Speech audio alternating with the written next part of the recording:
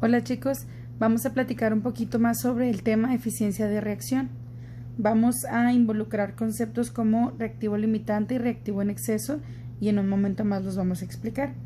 Bueno, primero vamos a comenzar diciendo que una reacción química pues es la interacción que ocurre entre diferentes especies químicas, es decir, diferentes elementos o compuestos, sustancias químicas. Y cuando hablamos de la eficiencia, estamos hablando de qué tanto se utiliza de estas sustancias químicas o de estos elementos químicos a la hora de que se produce la reacción. Entonces, si yo digo que tengo una eficiencia del 100%, significa que toda la cantidad de sustancia química, toda la cantidad de elementos que yo tengo ahí se van a utilizar pues al 100%. Por eso yo digo que tendría una eficiencia de 100%. Pero no siempre ocurre esto en la naturaleza y en la química.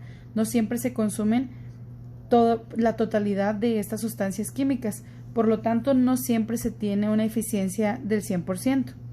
Para ejemplificar un poquito más esto y comentar el concepto de reactivo en exceso y reactivo limitante, vamos a ver un ejemplo que ya se había mencionado en clase sobre panes y jamón.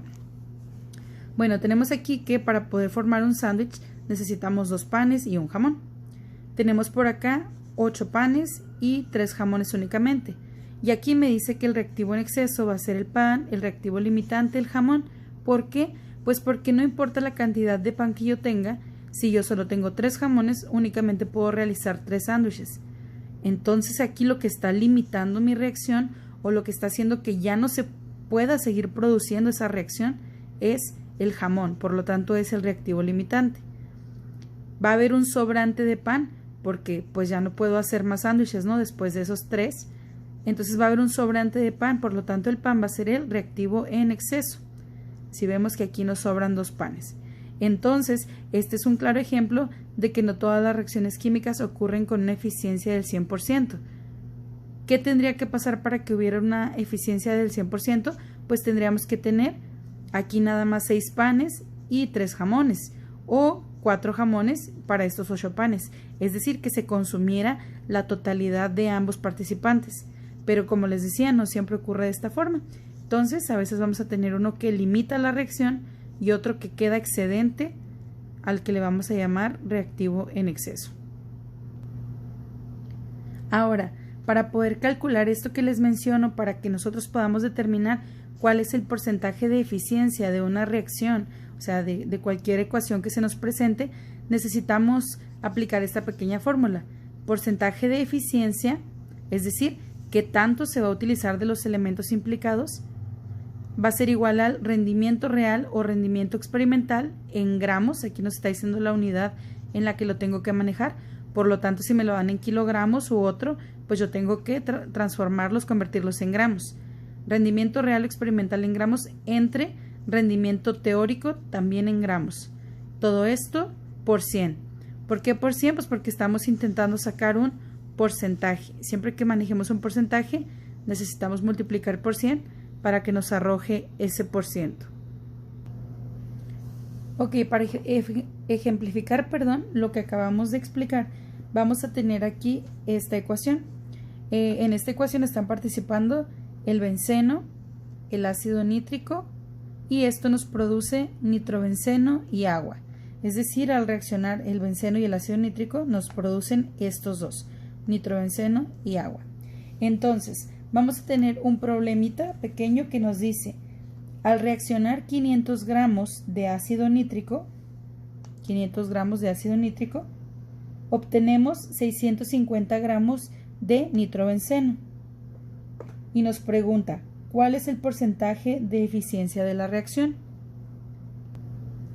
Ahora, lo primero que nosotros debemos hacer es verificar que nuestra ecuación se encuentra balanceada. Es decir, que tenemos la misma cantidad de átomos de los elementos de este lado que la misma cantidad de este. Es decir, la misma cantidad de carbonos de este lado que de este, de hidrógenos, etc. Tenemos que tener la misma cantidad de átomos de ambos lados de la flecha. Y después de eso vamos a obtener nosotros la masa molar o peso molecular de los compuestos que me interesan para resolver el problema. En este caso nos interesa el ácido nítrico y el nitrobenceno, porque nos están diciendo aquí que estos son los involucrados. Nos dijeron que tenemos 500 gramos, lo voy a apuntar por aquí para tenerlo, 500 gramos de ácido nítrico y 650 gramos de nitrobenceno. Entonces nos dice que 500 gramos de ácido nítrico producen 650 de nitrobenceno y nos pregunta cuál será la eficiencia. Entonces, de estos dos compuestos que me interesan a mí, yo voy a calcular la masa molar. Ahora, lo primero que hay que hacer para poder calcular el peso molecular o masa molar es, bueno, yo aquí puse en un lado el peso atómico de los elementos que conforman esos compuestos que me interesan. Por ejemplo, aquí tengo el hidrógeno, nitrógeno, oxígeno y carbono, que son todos los elementos que están participando aquí en estas dos sustancias. Entonces, este peso atómico yo lo saco directamente de la tabla periódica, ¿sí? Aquí vemos que, por ejemplo, el hidrógeno tiene ahí un 1. Luego vamos acá con el oxígeno y vemos que tiene 15.99, es decir, lo redondeamos a 16. El carbono tiene 12 y el nitrógeno 14. Entonces anotamos esos valores aquí para poder continuar. Ahora pues vamos a obtener ahora sí el peso molecular de cada uno. Para esto pues yo pongo el elemento, el peso atómico que este tiene, es decir, 1, el número de veces que aparece aquí o el número de átomos que tenemos del hidrógeno. ¿Cuántos tenemos aquí? Pues solamente 1, entonces sería 1 por 1 igual a 1 de hidrógeno. Ahora del nitrógeno, ¿cuánto vale? Vale 14. ¿Y cuántos tenemos aquí?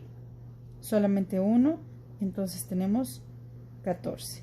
Y luego del oxígeno tenemos que vale 16. ¿Y cuántas veces lo tenemos aquí? 3. Por lo tanto tenemos 48 de oxígeno. Ahora sumamos estos resultados que tenemos aquí y nos va a dar 63, lo que significa que este es el peso molecular o masa molar del ácido nítrico. Y acuérdense que esto se expresa en gramos por mol. Entonces tenemos 63 gramos mol de ácido nítrico. Lo voy a apuntar por acá. Y vamos a hacer lo mismo para el nitrobenceno. Tenemos carbono igual a 12 por 6 veces que aparece. Hidrógeno igual a 1 por 5 veces. Nitrógeno igual a 14 por una vez que aparece aquí. Y oxígeno igual a 16 por 2 veces que aparece acá. Y aquí coloco ya los resultados. Ahora sumo todo esto y obtengo 123 gramos por mol, que sería ahora el peso molecular del nitrobenceno. Ok, ya escribí aquí los mismos datos que nos arrojó el peso molecular. Entonces ya tenemos aquí bastantes datos que vamos a utilizar. Recordemos la fórmula de nuevo. La fórmula para obtener la eficiencia de reacción, que es lo que nos está pidiendo el problema, es esta. Porcentaje de eficiencia igual a rendimiento real o experimental en gramos entre rendimiento teórico en gramos por 100. Entonces, ahora sí es momento de empezar a ubicar estos datos, ¿no? Para poder resolver la ecuación o la fórmula. Tenemos aquí rendimiento real o experimental y este va a ser el dato que el problema ya nos da. Por eso dice rendimiento real. Quiere decir que cuando ellos ya realizaron aquí en el problema, realizaron esta operación, ellos ya nos dijeron, si nosotros mezclamos esto, obtenemos esto. ¿Sí? Entonces ese es un dato real que ya nos están dando. Ya experimentaron y ya saben que ese es el resultado. Por lo tanto, yo aquí ya tengo esta primer parte de la ecuación, de la fórmula, perdón. Yo ya tengo el rendimiento real o experimental porque es el que me va a dar el problema, ¿sí? Ellos ya me dicen ese dato aquí. Entonces, yo voy a empezar a acomodarlo aquí en la ecuación. Escribo aquí la primera parte de la fórmula. Porcentaje de eficiencia es igual a 650 gramos, es decir, mi rendimiento experimental en gramos. Ahora, el rendimiento teórico, que es lo que va aquí abajito. ¿Cómo saco el rendimiento teórico? Bueno, pues para eso nosotros vamos a utilizar, ahora sí, el peso molecular que obtuvimos y los datos que nos está dando el problema. Y vamos a hacerlo mediante una sencilla regla de 3. Vamos a establecerla de la siguiente forma. Recordemos que este dato nosotros ya no contamos con él porque este dato es el rendimiento real o experimental. Entonces, para establecer nuestra regla de 3 ya está ahí lista. Ya tenemos 3 elementos y uno por descifrar. Entonces lo vamos a establecer de esta forma. Si con 63 gramos mol de ácido nítrico yo produzco 123 gramos mol de nitrobenceno, con 500 gramos de ácido nítrico, ¿cuántos produzco de nitrobenceno? Es decir, nos quedaría de la siguiente forma. 63 gramos mol es igual a 123 gramos mol como 500 es igual a X. Y recuerden que las reglas de 3 se resuelven multiplicando en diagonal y luego dividiendo por lo que nos queda solito. Entonces sería 500 por 123 entre 63. Y esto nos da 976, ¿qué? Pues gramos, porque nosotros estamos aquí, tenemos gramos mol, y lo que queremos obtener es gramos. Aquí van gramos. Entonces, 976 gramos. Ahora, este es mi rendimiento teórico, ¿sí? Si el experimental es este que tenemos acá, experimental o real, este que acabo de calcular yo utilizando el peso molecular y un dato del problema, es el rendimiento teórico. Por lo tanto, yo lo anoto en la parte de abajo de mi fórmula, ¿sí? Acuérdense de nuevo la fórmula. Rendimiento real o experimental en gramos entre rendimiento teórico en gramos. Entonces ahora sí sustituyo aquí 976 gramos. Realizo la operación, esta pequeña división, y luego lo voy a multiplicar todo lo que me resulte por 100. Y listo. Y obtengo este resultado ya final. El porcentaje de eficiencia es 66.5%. Y así de fácil. Entonces vamos a recapitular rápidamente nada más para resumir todo lo que hicimos. Primero nosotros leímos el problema, nos fijamos que la ecuación estuviera balanceada. Después anotamos los datos que el problema nos daba, 500, 650. Luego obtuvimos la masa molar o peso molecular de los compuestos que nos interesan únicamente. Después ubicamos el rendimiento real o experimental, que es el que nos está dando el problema, el que ya nos dice ahí que se obtiene. En este caso fue 650 gramos. Después nosotros sustituimos en la fórmula, pusimos ahí ese primer dato que ya teníamos y teníamos que descifrar el rendimiento teórico.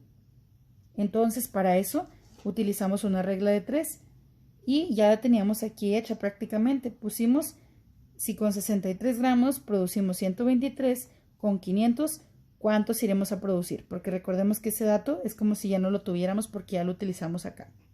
Entonces hicimos esa regla de 3, obtuvimos este resultado, lo sustituimos directamente en la fórmula, multiplicamos por 100 y listo, obtuvimos el resultado final.